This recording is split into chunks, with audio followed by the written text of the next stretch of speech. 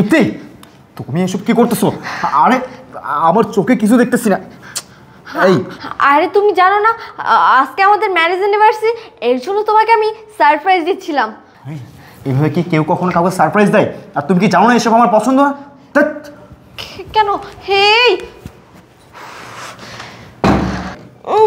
ওর নাকি সারপ্রাইজ ভালো লাগে না। আমার টাকা পড়েছে ওকে সারপ্রাইজ দেওয়ার জন্য, আমি তো শুধু আমার বয়ফ্রেন্ডকে বের করার জন্য এই নাটকটা করেছি। যত সব। এই শোনো না, এভাবে লুকিয়ে লুকিয়ে দেখা করতে না আমার একদমই ভালো লাগে না। দেখেছেন স্যার, রুমের দরজা ভিতর থেকে বন্ধ। আমি আপনাকে আগেই বলেছিলাম যে ম্যাডাম একটা ছেলেকে নিয়ে এসে নিজের বেডরুমে যেয়ে পার্সোনাল সময় কাটায়। তুমি তোমার হাজব্যান্ডকে কবে ডিভোর্স দেবে বলো তো? আরে ডিভোর্স দিব? হাই হাই, এই তুই যা বলেছিস তা তো দেখি একদম ঠিক। তোর ম্যাডামের রুম থেকে ছেলে মানুষের কণ্ঠ শোনা যাচ্ছে। আচ্ছা তুই এখান থেকে যা, এদিকটা আমি দেখছি। আচ্ছা স্যার, ঠিক আছে। ইপ্তি, এই ইপ্তি, ইপ্তি দরজা খুলে বলছি। আমার হাজবেন্ড চলে এসেছে। তাই তো, এখন আমি কি করব? দরজা না খুলে আমি কিন্তু দরজা ভেঙে ফেলবো। ইপ্তি, সেটাই তো, তাও আবার দরজার ভিতরে। এখন আমি তোমাকে কিভাবে বের করব? না না, কিছু তো একটা করতে হবে। এই আমি কি লুকোবো? হ্যাঁ, সেটাই করতে হবে। কোথায় লুকাবো? এই ইপ্তি, আমার কথা কি তোমার কানে যাচ্ছে না? তোমাকে বলছি দরজা খুলতে, দরজা খুলে বলছি। ইপ্তি, আচ্ছা তুমি খাটের নিচে একটু দেখো তো। আরে বাবা, এখানে তো জায়গায় নেই, এখানে কি করে লুকাবো বলো? সেটাই তো। হেই, আমি বুদ্ধি পেয়েছি, তুমি এখানে দাঁড়াও তো। দরজা চালালে? আচ্ছা এখানে দাঁড়ালে দেখবে না। আচ্ছা আমি যতক্ষণ তোমাকে বের হতে না বলবো ততক্ষণ তুমি বেরোবে না, ঠিক আছে? চুপ করে দাঁড়াও। আচ্ছা ঠিক আছে, যাও। এখানে দাঁড়াও। হেই তোর দরজা খুলতে লেট হলো কেন? আসলে আমি ঘুমিয়ে গিয়েছিলাম তো। চুপ, তুই ঘুমাচ্ছিলি না কি করছিলি সেটা আমি খুব ভালো করেছি।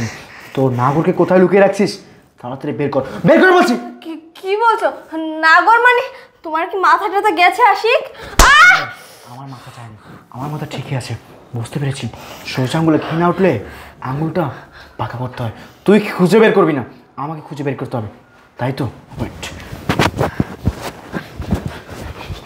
হ্যাঁ বেরো, বেরো বলছি। হ্যাঁ তুই কি বললি? এই রুমে কেউ নেই। এই রুমে যদি কেউ না থাকে তাহলে এই কোথা থেকে আসলো? বিশেষ করো আমি একে চিনি না, এ কোথা থেকে আসছে তাও আমি জানি না। এই আপনি কোথা থেকে আসছেন এখানে? একদম চুপ, নাটক করতেছিস তাই না?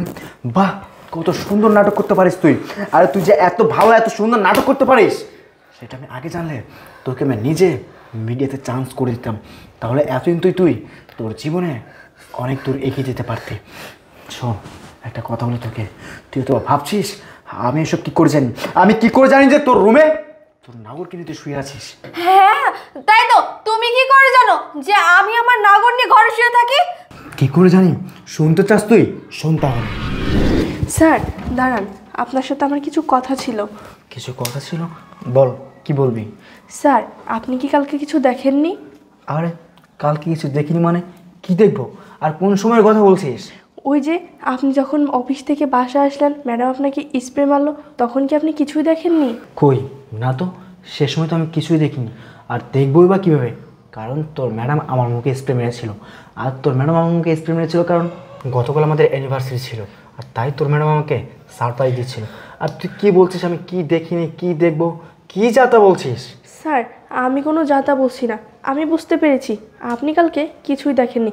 আমি আপনাকে বলছি কালকে ম্যাডাম আপনাকে সারপ্রাইজ দেয়নি, কালকে ম্যাডাম তার বয়ফ্রেন্ডকে বাসা থেকে বের করার জন্য আপনার মুখে স্প্রে মেরেছিল। তুই কী বলছিস? তোর সাহস দেখে আমি অবাক হয়ে যাচ্ছি। তুই কি জানিস তুই কার ব্যাপারে কী বলছিস? তুই তোর ম্যাডামের নামে বলছিস।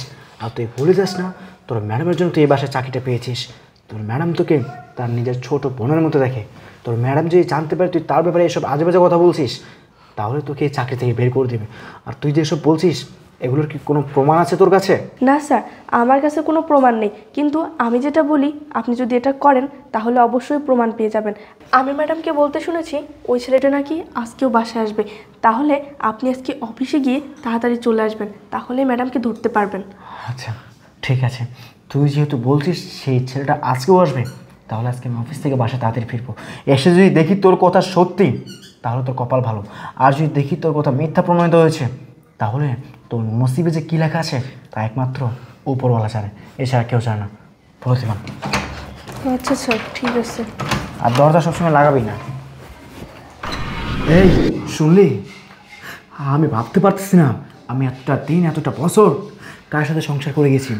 যে মানুষটাকে আমি এত ভালোবাসতাম, যে মানুষটাকে আমি আমার জীবনের থেকে বেশি ভালোবাসতাম, সেই মানুষটা কি না আমাকে দিনের পর দিন ঠকিয়ে যাচ্ছে। এই তুই একটাবার চিন্তা ভাবনা করলি না আমি কোন মানুষটাকে ঠকাচ্ছি?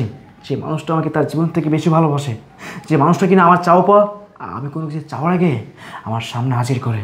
আচ্ছা তুই কি বলতে পারবি বিয়ের পর থেকে তোর কোনো চাও পাওয়া আমি অপূর্ণ রেখেছি? রাখিনি। আরে তুই বিয়ের পর থেকে যখন যেটা চাইতি আমার কাছে আমি তখন তোর সামনে সেটাই হাজির করতাম, কখনো কোনো বাহানা দেখাতাম না। কারণ আমি যদি তোর শখের চাও পাওয়া তোর কাছে পূর্ণ করতে না পারি তাহলে তুই অনেক কষ্ট পাবি, আর তোর কষ্ট আমি কখনো সইতে পারবো না। এই আমি মানুষটা তোকে এত ভালোবাসার পরেও, তোর চাও পাওয়া তোর সাথে দেওয়ার পরেও তুই আমার সাথে এমনটা কেন করলি? বল কেন করলি? দেখতি তুই না আমাকে বলতে তুই আমাকে ভালোবাসিস, তুই আমাকে বলেছিলি আশিক আমি তোমাকে ভালোবাসি ভালোবাসি ভালোবাসি, তোমাকে আমি আমার জীবনের থেকে বেশি ভালোবাসি। তাহলে আজকে কি এটাই আমাকে দেখতে হলো? এটাই কি ছিল তোর প্রতি আমার ভালোবাসা, নাকি এটাই ছিল আমার ভালোবাসার প্রতিদান? এই আমার সাথে এরকম করার আগে একটা তোর ভাবা উচিত ছিল তোর ভিতরে বিবেক মনুষ্যত্ব বলতে কিছুই নেই। আজকে তোর ভিতরে যদি বিবেক মনুষ্যত্ববোধ বলতে কিছু থাকতো না তাহলে এমন জঘন্য কাজ তুই কখনোই করতি না। সিপ্তি তোর এই কাজগুলো দেখে আমার ঘৃণা হচ্ছে। আমি না এসব আর মেনে নিতে পারছি না, তুই কষ্টে আমার বুকটা ফেটে যাচ্ছে। আর এই ছেলে তোকে বলছি তুই ভাই মানে একটা জঘন্য কাজ কীভাবে করতে পারলি? আরে ভাই তুই কি জানতি না তুই যার সাথে রাসলীলা করতে আসছিস তার হাজব্যান্ড আছে, সে বিবাহিত? এত কিছু জানার পরেও একটাবার চিন্তা ভাবনা না করে পরকীয়া নামক ন্যাক্কার সম্পর্কে জড়াতে পারলি? আরে ভাই তোর তো বিয়ের বয়স হয়েছে, তুই চাইলেও ভালো একটা ফ্যামিলি থেকে পে করে নিতে পারিস। তোকে দেখে মনে হচ্ছে তুই একটা ভদ্রঘরের সন্তান, কিন্তু তোর এই ভালো রূপের পিছনে যে একটা জঘন্য রূপ লুকিয়ে আছে সেটা আজকে তোকে না দেখলে আমি কখনোই বুঝতে পারতাম না। যাই হোক তোকেই বেসব কেন বলছি, কারণ যেখানে আমার ভালোবাসার মানুষ, আমার ভালোবাসার স্ত্রী আমাকে বুঝলো না, আমার পর আমাকে পেছন থেকে চুরি মারতে পারে, সেখানে বাইরের লোকের কথা বাদে দিলাম। শোনো ইপ্তি, তুমি আমাকে একটাবার বলতে পারতা চাষিক আমি তোমাকে ভালোবাসি না, তোমার সাথে আমি সংসার করতে চাই না।